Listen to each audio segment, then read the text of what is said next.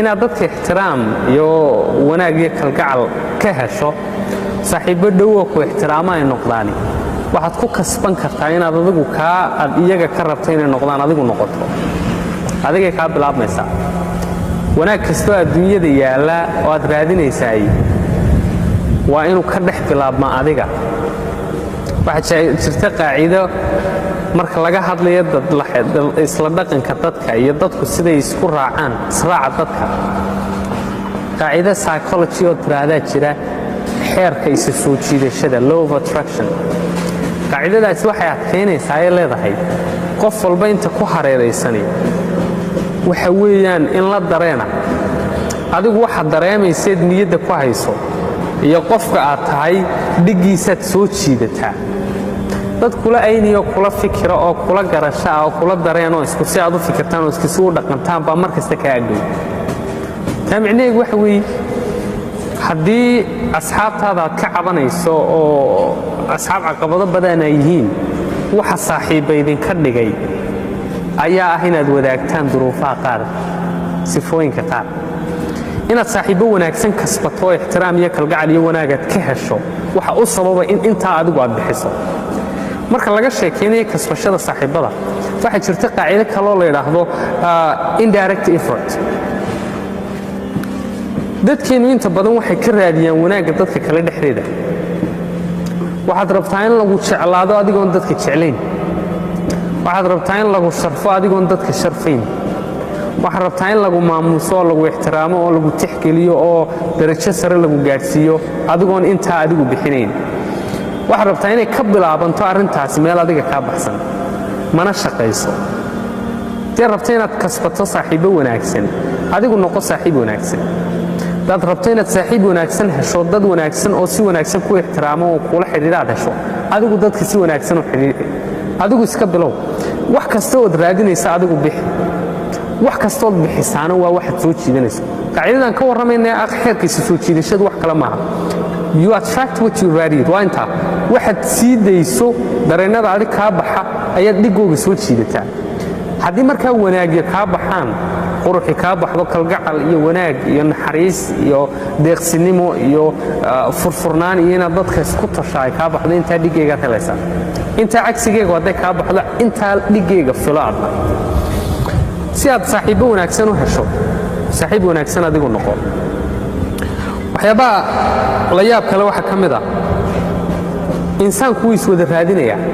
qof walba wuxuu rabaa inuu isagu helo inuu arko sawir qurux badan oo naftiisa inuu arko dadka kor u eegayo sharfaya inuu ku raaxaysto wanaag badan oo dadku hayaan isaguna wanaag iska dareemo laba arrimood oo cajiib ah jira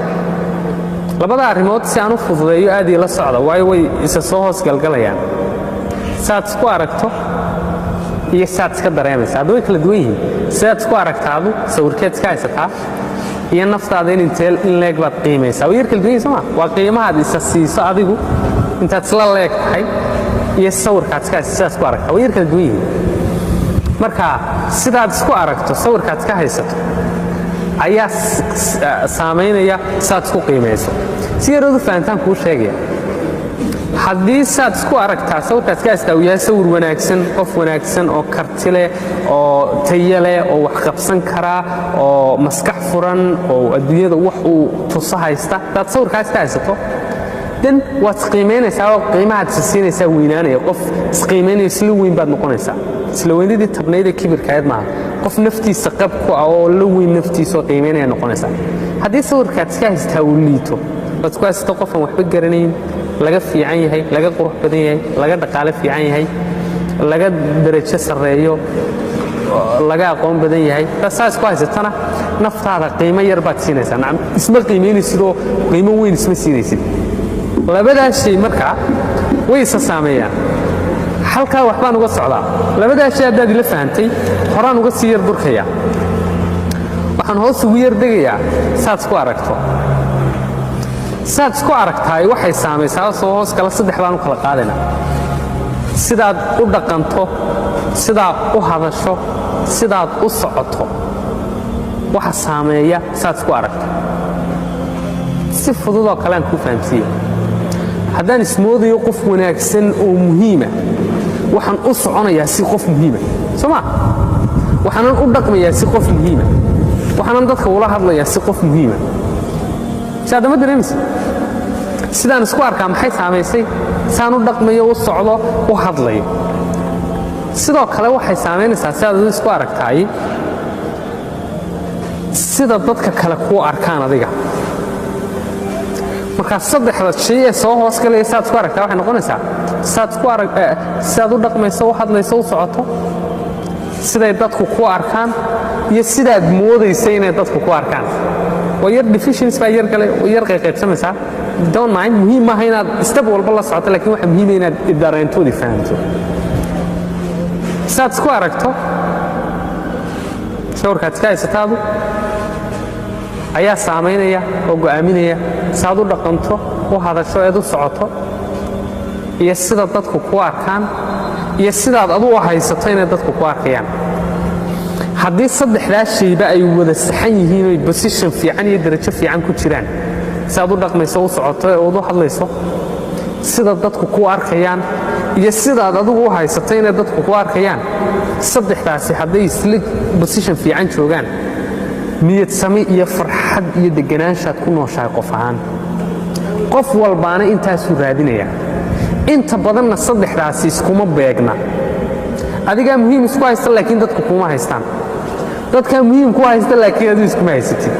waxaad u dhaqantaa ood u hadashaa sidii qof wanaagsan oo muhiima laakiin dadku si kale kuula dhaqmaan marka inay saddexdaasi isku wada fadhiistaanay isku wada saxmaanay isleekaadaani way yar adag tahay inta badan qofku wuxuu farxaa uu degaa uu raalli ahaadaa uu naftiisa ku qancaa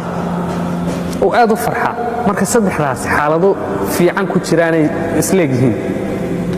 maxaa sababi kara inay isleekaadaan adigaa qof sababi kara inay isleekaadaan maalan qof baad dareensiisay inuu muhiim yahay qof baa ku imanaya waxaad ku leedahay maasha allah calayk qof wanaagsan baa tahay waan ku ixtiraamayaa ani agteeda waxaad ka leedahay darajo fiican qof wanaagsan oo ilaahay karti siiyey baa tahay qofkaasi wuxuu dareemayaa muhiim wuu isjeclaanayaa markaad dareensiiso qofkaa muhiimaddiisa waxa maskaxdiisa lagu sii deynayaa dareenno la ydhaha endorphins oo qaabilsan farxadda jidhka inuu qofku farxo qofka adiga sababu noqday farxadiisa because waxa dareensiisay muhiimad qofkaasi inteen soo noqoshada kaaga soo noqonaysa waxa weeyaan inuu inta dareensiisay inteeda ku dareensiyo adiga waxaan uga socdaa waxaas oo dhan oo ku sheegay hal shay oo kaliya